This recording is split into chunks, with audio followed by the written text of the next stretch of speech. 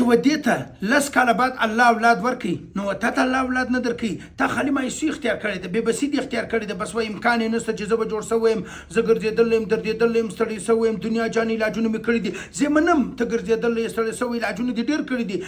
دغه مریض هم دغه ویلی دا مریض هم دغه ویلی ول ما ډېر علاجونه کړي دي مګر زه ډېر ګرځېدلی یم ما هلته ګرځېدلی دلته دې علاج کړی دي ول دا اول وارې مې دي اشه ته د کوم څه راغلی د مسلم باغ څه ته راغلی دغه مریض چې کوم دی دا ډېر ګرځېدلی و ډېر علاجونه کړي دا ګوره څه وایي وایي ډاکټران جواب ورکړی ولو یعنې ډاکټران جواب ورکړی علاج یې نه کړي وایي دا اصه دا مریض چې کوم دی هغه راغلی دی دا مریض علاج ما کړی و دا مریض علاج ما کړی ولو هغه لس کاله اولاد نو الله پاک په اوله پرچي باندې الله اولاد ورکړي لس کاله بعد بیا دغه دې چې کوم دی د دې پرچي د ځانه سره اخیستی دی اډرس باندې راغلی ده پر دا اډرس باندې راغلی ده وایي ما ته زموږ دغه همسایه و زموږ شناخته دي خپلوان دي دې ته لس کاله بعد الله تعالی ستا د اولي پرچي سه علاج الله اولاد ورکړي نو ځکه ما هم د همت لستون راټول کو زه رالم ما ویل چې ما ته علاج چې دغه راوکړه ما ته به هم الله اولاد راکړي زه دا خبره کوم زه منم چې ته ګرځېدلی دردېدلی ستړی شوی زه پلې ډېر علاجونه دې کړي دي او تا خو ډېر علاجونه کړي دي اگر دې علاجونه ستا ته مقدر نه و لیکلی دلته چې دی ستا اصل علاج دا مریض چې هم رالی ما ورته تا ډېر علاجونه کړي دي که لږ ول زه ډېر ګرځېدلی یم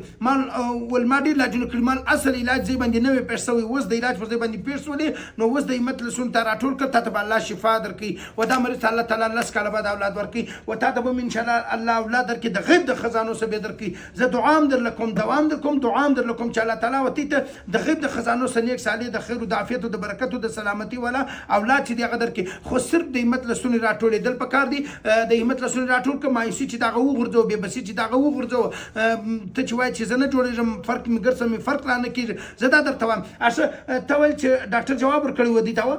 زه ته دا خبر هر وخت نه کوم وایم ډاکټر تا ته جواب درکړي راسه زه دې علاج کوم الله شفا درکوي په وجه د دې ولې زما د الله زه د الله سره نه یم نا امیده ګوره دا مریض وایي چې دې ته ډاکټر جواب ورکړی تا علاج وکړي الله شفا ورکړي دا مریض وای زه نه وایم زه تا ته دا وایم چې تا ته که ډاکټران جواب درکړي یو ور د همت لستون راټول کړه دلته علاج وکړه که مسله د زنان د خوی که نارینه ورون د خوی د هرې خوا مسله علاج در کوم شفا څوک درکړي الله یې درکړي زه نه شم درکولی شفا الله درکړي صرف زه ذریعه و سبب یم معالج چې د هغه ذریعه و سبب دی دوا چې د هغه ذریعه و سبب دی